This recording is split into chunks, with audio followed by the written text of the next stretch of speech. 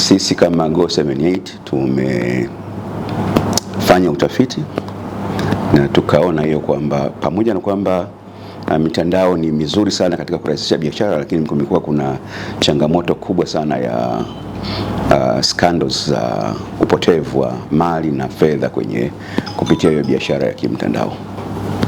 Kwa kuliona hilo, tumefikiria kuja na ufumbuzi ambao unaweza ukatatua kwa kiwango kikubwa changamoto hiyo ambayo sisi kama nchi lakini na dunia kwa ujumla inapitia. Huu ni mfumo ambao utatusaidia ukiwa una hela mtandao unaweza kufanya manunuzi mahali popote na ukabaki kwa salama bila kutapeliwa. Sasa katika kuuza na kununua Go78 itakuja na solution kwa kiwango kikubwa, na tunataraji kwamba itakuwa ni suluhu kwa changamoto kubwa ambayo so far imekuwa kuna watu wanataka kununua lakini anashindwa kununua, aidha wanataka kununua kitu ambacho labda huyo muuzaji kitu out of stock, lakini mfumo wetu sisi wa Go78 utakwenda kuaddress hayo yote, kwa maana ya kutakuwa hakuna kitu ambacho kinaonyeshwa kinauzwa hali hakiko out of stock. Mfumo wenyewe unaweza kujaribu, na pia mfumo utakuwa ni self policing, kwa maana ya watu ambao wanachangia kwenye hizo page, yoyote ambaye anaweza kuwa yuko scammed, basi yeye mwenyewe anaweza kuwa na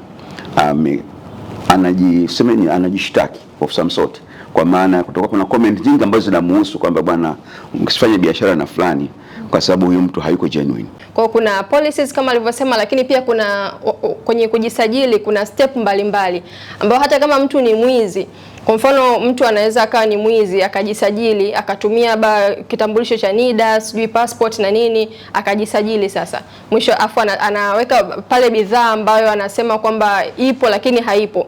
Mwisho wa siku ili hela itoke kwenye akaunti ya Go78 iende kwa wewe muuzaji, inabidi awasilishe hicho kitu ambacho anasema anakiuza.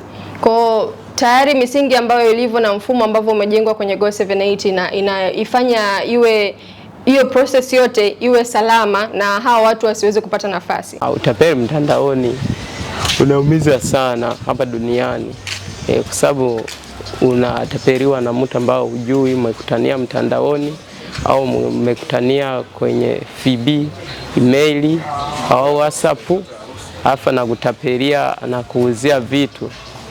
Mara ya kwanza nakwambia rusha hela, kitu chako utachukua, utakurushia kwenye gari. Kwa mfano kama uko mkoani, yeye yuko da, afu namrushia hela, unasubiria kitu wiki moja au mbili tatu, anafuta na namba yako, anakublock. Utapeli mtandaoni kitu ambacho kinaumiza sana.